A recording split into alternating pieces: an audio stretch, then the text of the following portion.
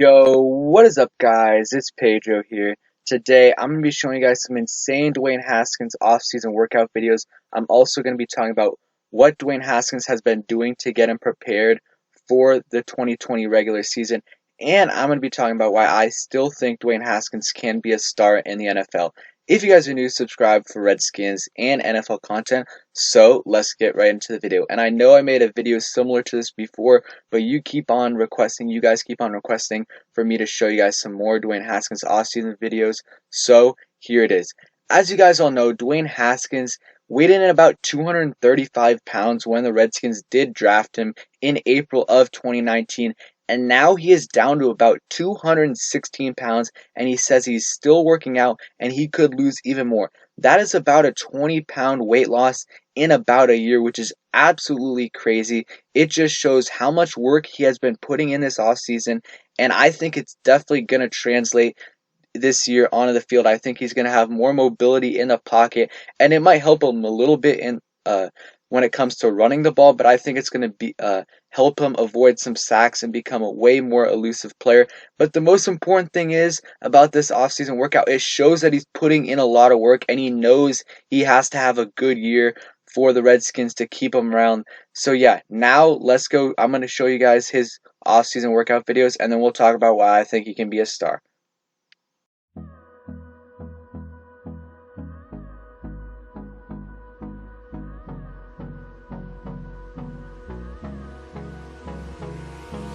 Hold me close till I get up.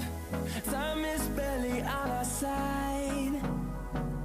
I don't wanna waste what's left. The storms we chase are leading us, and love is all we'll ever trust. Yeah, no, I don't wanna waste what's left. And on we'll go, through the wastelands, through the highways, till my shadow turns to sun rays. And on we'll go, through the wastelands, through the highways. And on we'll go.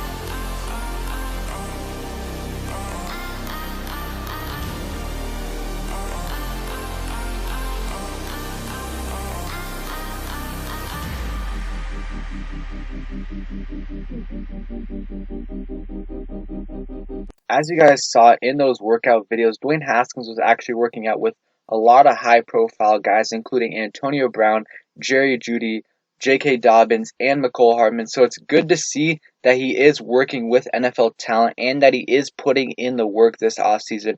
So now on to why I think he can be a star, and I'll also talk about what he's been doing to prepare himself for the 2020 regular season during this offseason. So the first thing about why I think he's going to be a star, if you look at his touchdown and interception ratio, 1 to 1, which is not that great, but that is in his whole season. If you look at him as a starter, it was actually over 2 to 1 touchdown to interception ratio, which is actually pretty good. Of course, he started against his first game that he played was against the Giants. He got sacked twice, threw 3 interceptions, and the same thing against Minnesota. He got thrown in there, only threw 5 passes and threw 1 interception. So played absolutely terrible in his first couple of games, but he was not put in a situation for himself to succeed. He was not put around some great playmakers. Terry McLaurin was out in his first game, and Brandon Sheriff was also out, so he wasn't playing